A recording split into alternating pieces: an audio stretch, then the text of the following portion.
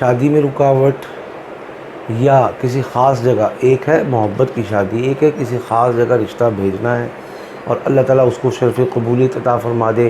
اب چاہے لڑکے کا بھیجنا ہے چاہے لڑکی کا بھیجنا ہے، تو دونوں صورتوں میں یہ عمل کام آئے گا.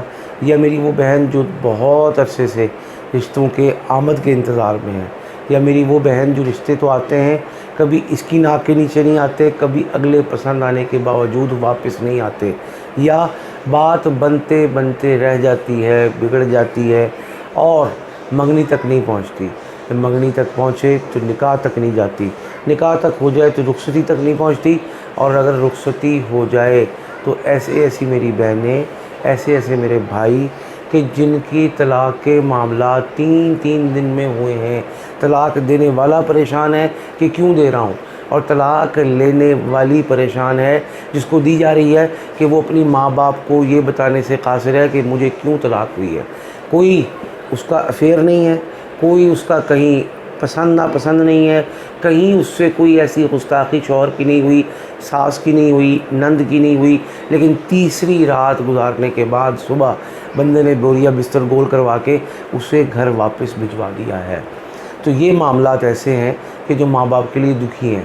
اور میرے تجربے میں تو ایسے لوگ ہیں جو دو نکاح، دو شادیاں ایسی ناکام کروا بیٹھے ہیں.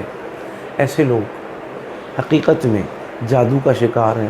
ایسے لوگ حقیقت میں اپنے پیچھے بہت بڑا اژدہا اور سانپ رکھتے ہیں کہ جو ان کو ڈسنے سے، ان کو رگڑنے سے، ان کو نگلنے سے باز نہیں آنے والا. اب کیا کیا جائے بھائی؟ اس کا تو پراپر پرماننٹ علاج کروایا جائے. کیوں؟ اس لیے کہ اگر دل کا مرض ہے ڈاکٹر کے پاس جاؤ. جگر خراب ہو چکا ہے، اب سورائسس ہو چکا ہے، لیور سورائسس، بھائی ڈاکٹر کے پاس جاؤ. آپ کی جلد کے وہ مسائل ہیں کہ جو ہلدی اور پھٹکڑی سے حل ہونے والے نہیں ہیں، تو ڈاکٹر سے ملو. یہ بات پکی ہے، ہر بندہ سمجھدار ہے. کیوں؟ اس لیے کہ اس موقع پر آپ کی روحانی طاقت، قوت اور آپ کو آنے والے زخم، دکھ، تکلیف، درد اور غم، یہ وہ ہیں کہ جو کسی صورت آپ کی ذات سے حل ہونے والے، مندمل ہونے والے، یا آپ کے گھر میں ایسا مرم اور پھایا نہیں ہے کہ آپ کو شفا مل سکے، آپ اپنے گھر میں خوش رہ سکے. اچھا یہ مسائل ہیں. ساتھ ہی باپ کا روزگار نہیں ہے، ماں کی صحت نہیں ہے، اور بھائیوں کی بھی کاروبار اور ملازمتیں چھوٹ اور ٹوٹ رہی ہیں. اس سارے مرحلے کا، اور جن میری بہنوں کی شادیاں ہو چکی ہیں ان کے حالات یہ ہیں کہ کسی کی اولاد نہیں ہے، کسی کے شوہر نے مار پیٹ کا بازار گرم کر رکھا ہے، اور کسی کا شوہر ایسا ہے کہ ایک روپے کو، ایک دانے کو ترساتا ہے. یا ترساتا ہے یا وہ بیچارہ خود ترسا ہوا ہے. اس لڑکی کے وہاں پہنچنے کے بعد طلاق تو نہیں ہوئی، لیکن طلاق کے علاوہ سب کچھ ہوا ہے. تو بس اگر کسر ہے تو وہ صرف طلاق کی ہے. تو ایسے گھرانے اگر وظیفہ پڑھنا چاہتے ہیں شادی کے لیے، تو وہ اپنی بہن بیٹی کو بتا دیں کہ یہ جو آیت میں پڑھ کے سنانے لگا ہوں، یہ 21 دن روزانہ 100 مرتبہ پڑھنی ہے. اول آخر 11 مرتبہ درود پاک ہوگا. اور اسی آیت کو لکھ کے کاغذ پہ، وائٹ پیپر پہ، جس پر کوئی لائن اور لکیر نہ ہو، فوٹو کاپی والے سے یا کمپیوٹر کے پرنٹ والے سے وہ کاغذ حاصل کیا جا سکتا ہے، اس پہ لکھیں بغیر زبر زیر کے، اور لکھ کے بازو پر باندھ لیں اور گلے میں ڈال لیں جیسے آسان ہو. یہ پڑھیں. اور اگر یہ سمجھتے ہو کہ ہم سے یہ کام نہیں ہو رہا، ہم بے شمار وظائف پڑھ چکے ہیں، بے شمار کوششیں کر چکے ہیں، بے شمار دفعہ علاج کروا چکے ہیں، فائدہ ہوتا ہے، بہتری آتی ہے، حالات بدلتے نہیں ہیں، اور یا بدلتے تو ہیں لیکن بار بار ریورس اور بیک ہوتے ہیں، ایسے لوگ کیا کریں؟ ایسے لوگ بھائی پراپر اپنے قریبی مستند ماہر معالج سے علاج کروائیں.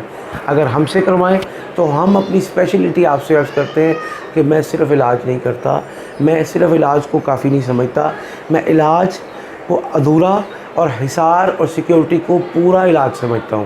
میں علاج کو ادھورا سمجھتا ہوں، جب کہ آپ کو روحانی طور سے پیروں پر کھڑا کرنا، مضبوط کرنا اور اتنا مضبوط کرنا کہ آئندہ آپ کا دشمن آپ کو گرانا چاہے گرا نہ پائے، طلاق کروانا چاہے کروا نہ سکے، کاروبار ختم کروانا چاہے تو اس کے بس کی بات نہ ہو، اور اگر ملازمت چھڑوانا چاہے تو وہ ایڑی چوٹی کا زور لگا لے تو ملازمت نہ چھوٹے، گھر میں ناچاقی پیدا کرنا چاہے تو یہ اس کے بس سے باہر ہو۔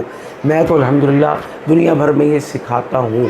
کوئی میرا بھائی، کوئی میری بہن اس وظیفے کے بعد جو ابھی میں بتانے والا ہوں اگر سمجھتا ہو کہ مجھے یہ سب چیزوں کی ضرورت ہے جو میں بھی بتائی ہیں، تو بھائی وہ رابطہ کر سکتا ہے، اس پر محنت بھی کرے، اس پر اخراجات بھی کرے۔ لیکن یہ جو وظیفہ بتانے لگا ہوں یہ فری ہے، سب کو اجازت ہے اور ہمیشہ کے لیے اجازت ہے، خود بھی اور بہنوں بھائیوں دوستوں کو بتایا بھی جا سکتا ہے۔ چلتے ہیں وظیفے کی طرف۔ 100 مرتبہ پڑھنا ہے روزانہ۔ وَإِن تَعُدُّوا نِعْمَةَ اللَّهِ لَا تُحْصُوهَا إِنَّ اللَّهَ لَغَفُورٌ رَحِيمٌ۔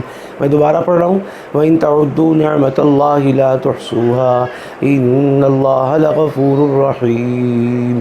بس اس آیت کے پڑھنے کا اہتمام پاکی میں ہونا چاہیے، ناپاکی میں نہ پڑھا جائے۔